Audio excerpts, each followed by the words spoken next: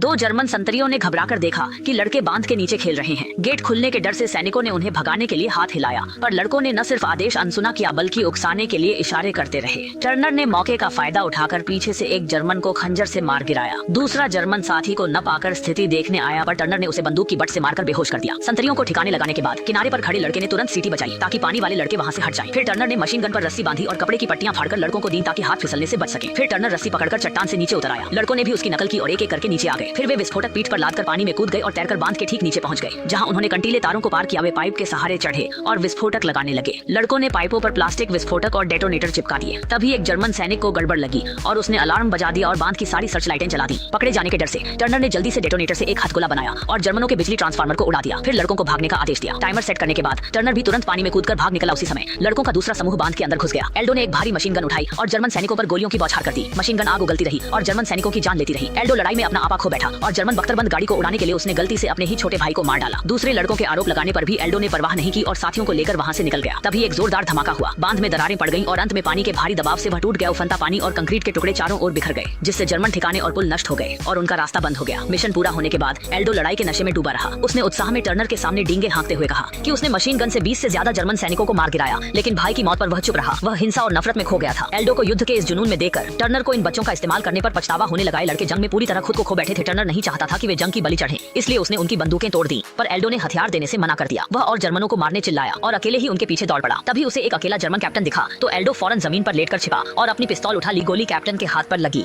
और उसने सरेंडर कर दिया, लेकिन एल्डो ने टर्नर के रोकने पर भी उसे गोली मार दी। फिर टर्नर पर बंदूक तानकर चेतावनी दी कि दखल देने पर उसे भी मार देगा। टर्नर ने एल्डो से बंदूक छीनकर उसे काबू किया। तभी अमेरिकी सेना आ गई और लड़कों को ट्रकों में बिठाकर रिफ्यूजी कैंप भेजा जाने लगा, लेकिन एल्डो ने जाने से साफ इनकार कर दिया। वह दुश्मनों को मारना चाहता था, लेकिन टर्नर ने उसे बच्चे की तरह गोद में उठा लिया। भाई को मारने के पछतावे से एल्डो की जिद टूट गई और उसका दिल अपराध बोध से भर गया, पर टर्नर के असर से वह बदले की आग से निकलकर जिम्मेदार सैनिक बन गया। जंग इंसानियत को कुचल देती है, पर निराशा के बीच भी इंसान प्रायश्चित की राह खोज सकता है।